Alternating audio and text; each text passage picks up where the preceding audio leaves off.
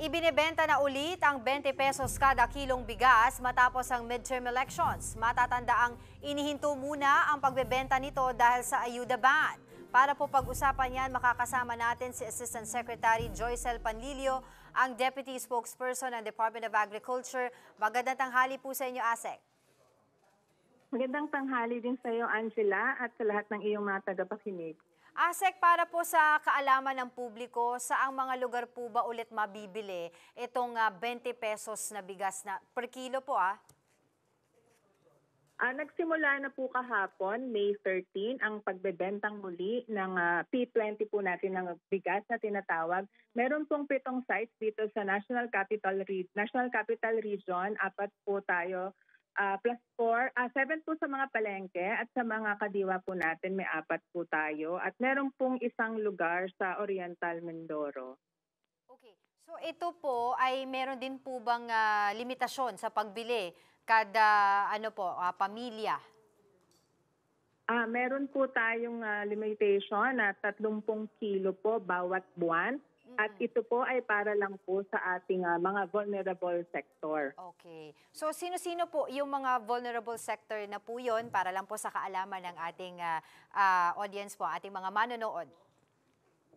Sila po yung senior citizen, persons with disability, solo parents, at saka po yung ating mga beneficiaries ng 4Ps.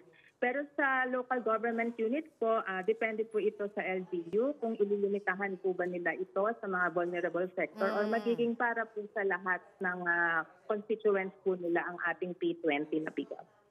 Okay. So, kailan po, if ever, magiging available po ito sa lahat ng wala pong limit? Sa LGU po, available naman po ito sa ibang lugar. At dito po sa mga kadiwa po ng Pangulo ay pinag-aaralan po ito kung kailan po magiging available for everybody. Okay, But sa ngayon po, doon lang po tayo sa mga vulnerable sectors. Right. So aasahan po ba na magtutuloy-tuloy po itong programa? Siyempre, ang tanong po dito kasi lalo na po yung mga kritiko po na nagsasabi na napakalaki po ng pera na gagastusin para po sa programang ito. At ang talagang tanong po dito is kung sustainable ba?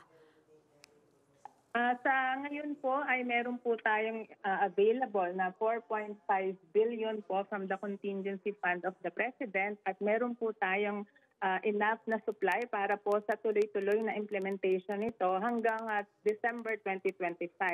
For the next years po or until 2028, meron pong direktiba ang ating Pangulo na ipagpatuloy po ito. Kaya po kami ngayon ay meron din pong isinasagawang pag-aaral at pagkukwenta kung paano po ito gagawin sa mga susunod na taon. Alright, maraming salamat po sa inyong oras, ASEC Joycel Panlilio ng Department of Agriculture.